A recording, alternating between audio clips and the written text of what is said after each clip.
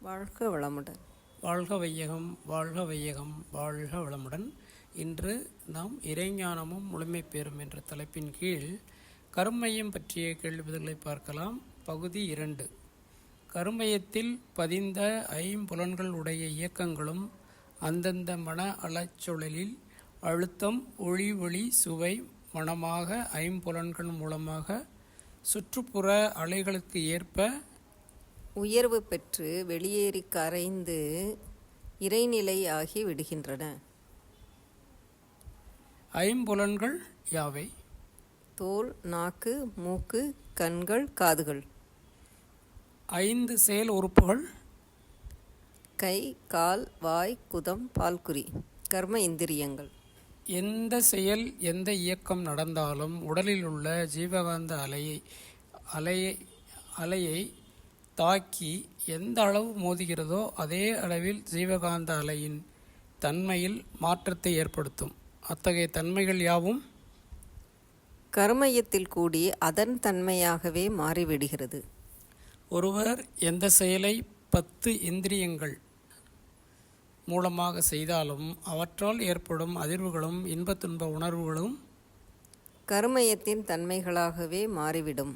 பாவம் என்பது பழிச்செயல் ஆகும். எண்ணம், சொல், செயல் இவற்றால் தனக்கோ பிறர்க்கோ தற்காலத்திலோ பிற்காலத்திலோ அறிவிற்கோ உணர்ச்சிக்கோ துன்பம் தருமே ஆனால் அதுவே பாவமாகும். இன்பம் தருமே ஆனால் அது புண்ணியமாகும். 3 வயதில் முதல் பதிவான பதிவுகள் அனைத்தும் தன்வினை பதிவுகள் அல்லது பிராரப்த கர்மம் என்று அழைக்கப்படுகிறது. ஓரறிவிலிருந்து 5 அறிவு வரை பெற்ற பதிவுகள். முதல் மனிதன் முதல் இன்று வரையில் பெற்ற எல்லா பதிவுகளும் முன்வினை பதிவுகள் அல்லது சஞ்சித கர்மம் எனப்படுகிறது. பழவினை என்பர் இதை. சஞ்சித பிராரப்த பதிவுகளுக்கு ஏற்ப ஆன்மாவிற்கு இச்சை ஊட்டி செயலில் ஈடுபட செய்கின்ற மனச்செயல் எழுச்சிகள் ஆகாமிய கர்மம், அதாவது புகுவினை என்பர். பிரபஞ்ச ரகசியங்கள் அனைத்தும் அடங்கிய ஒரு தெய்வீக நிதி கருமையமாகும். வேதாத்ரி மகரிஷி கருமையத்தை இயற்கையின் புதையல், பெட்டகம், தெய்வீக நீதிமன்றம் என்றெல்லாம் உயர்வுபடுத்தி கூறுகிறார். உள்ளதை உணர்தல், அல்லதை விடுதல், நல்லதை செய்தல் இதுவே மனிதனுடைய அறிவின் முழுமை பெற்றுக்கு அடையாளமாகும். கருமையத்தின் தன்மைகள் 6 வகை காரணங்களால் சிறப்படைகின்றன. அவை கரு அமைப்பு, உணவு, எண்ணம், கோள்களின் நிலை, தற்செயலாக ஏற்படும் மோதல்களின் விளைவுகள், செயல்கள் ஆகும். விலங்கின பண்புகள்: பிற உயிரை வதைத்தல், பிற உயிரை கொல்லுதல், பிற உயிருக்கு சொந்தமான உடல் எனும் வளத்தை பறித்தல், பிற உயிரின் வாழும் சுதந்திரத்தை பறித்தல். இதுவே விலங்கின பண்புகள் என கூறுகிறோம். பறித்துண்ணும் ஒரே குற்றம்தான் பொருள், புகழ், அதிகாரம், புலனின்ப வேட்கைகளாக எழுச்சி பெற்று பொய், களவு, சூது, கொலை, கற்பழிவு எனும் 5 பெரும் பழிச் செயல்களாக வளர்கிறது. களங்கங்களை போக்கிக் கொள்ள வேண்டும் என்ற இயற்காற்றலின் உந்துதலே பிறவித் தொடராகிறது. கர்மயத்தை களங்குபடுத்தும் செயல்கள் ஆசைகள் கூடி பேராசையாகும்போது பொய் சொல்லுதல், தன்முனைப்பு, பிறர் மனம் வருந்தத்தக்க செயல்கள் செய்வது, பெண்ணினத்தை வருந்த விடுதல், பஞ்சமா பாதகம் செய்தல், வீண் செலவுகள் செய்தல், வன்முறைகளில் ஈடுபடுதல், பிறருக்கு தீங்கு நினைத்தல், மேலும் செய்தல். 5 அதாவது உணவு, உழைப்பு, உறக்கம், உடலுறவு, எண்ணம் இவற்றில் அளவு முறை மீறுதல், சோம்பேறியாக இருந்து பிறர் வளம் பறித்தல் இவை கர்மயத்தை களங்கப்படுத்தும் செயல்களாகும். பழிச்செயல்கள் பதிவுகளை போக்கும் 3 வழிகள் யாவை? பிராயச்சித்தம், உணர்ந்து திருந்துதல், பழிச்செயல் பதிவு முறிவு அதாவது சமன் செய்தல்.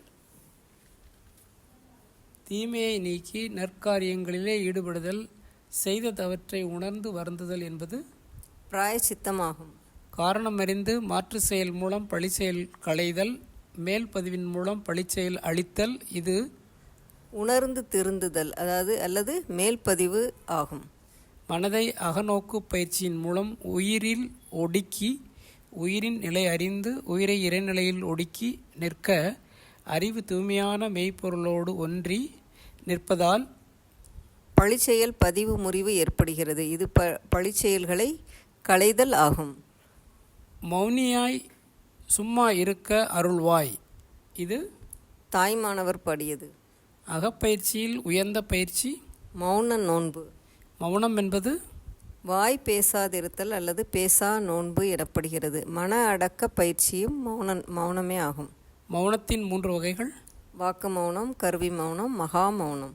வாக்கு மௌனம் என்பது வாய் பேசாது இருத்தல். கருவி மௌனம் என்பது ஞான கர்ம இந்திரியங்களில் அடக்கமாக இருப்பது. மகா மௌனம் என்பது அலைகின்ற மனத்தை அடக்கி அமைதிப்படுத்தி இறைநிலையை உணர்வது. மனிதனின் 3 களங்கங்கள்: தன்முனைப்பு, பழிச்செயல் பதிவுகள், மயக்கம். அறிவு விரிவடையாத நிலையில் மனம் உணர்ச்சிகளால் உடலளவில் எல்லை கட்டி கொண்டு மற்றவரோடு தன்னை ஒப்பிட்டு தன்னை உயர்வாக கருதி சமுதாயத்திலிருந்தோ இயற்கையிலிருந்தோ தன்னை வேறுபடுத்தி கொள்கிறார். இதுவே தன்முனைப்பு ஆகும். பிறரை அடக்கி ஆள வேண்டும் என்று நினைப்பது அதிகார ஆசை. தனக்கு வாழ்க்கை இன்பங்களை தரும் பொருள்களை மேலும் மேலும் பெருக்கி வைத்து கொள்ள வேண்டும் என்பது பொருளாசை. தான் என்பது அதிகாரப்பற்று. தனது என்பது பொருள் பற்று. அறிவின் குறுகிய நிலையால் தன்முனைப்பும் தன்முனைப்பால் பழிச்செயல்களும் பெருகும் பொழுது அறிவு சீர்குலைகிறது, விளக்கமின்றி மயக்க நிலை பெறுகிறது. இதுவே மயக்கம் அல்லது மாயை ஆகும். அகத்தவமும் அகத்தாய்வும் இன்றி மௌன நோன்பு முழுமையாகாது. மௌனமாக இருந்து மனம் அடங்கிய நிலையில் தற்சோதனை என்னும் அகத்தாய்வில் ஈடுபடும் பொழுது இறைநிலையின் இயல்புகள் அறிவிற்கு காட்சியாகும். இதுவே உள்ளுணர்வு அல்லது இறைவன் என்னுள் பேசுகிறான் என்று அறிஞர்கள் சொல்கின்றனர். மௌனம் 48 நாட்கள் அல்லது 1 மாதம் அல்லது 15 நாட்கள் அல்லது 1 வாரம் அல்லது 1 நாள் என்ற கால நீளத்தில் அவரவர் வாய்ப்புக்கும் வசதிக்கும் ஏற்ப நாட்களை தேர்ந்தெடுத்து பயிற்சி செய்யலாம். வாழ்க வளமுடன். நன்றி. வாழ்க வளமுடன். மீண்டும் அடுத்த பதிவில் சந்திக்கலாம்.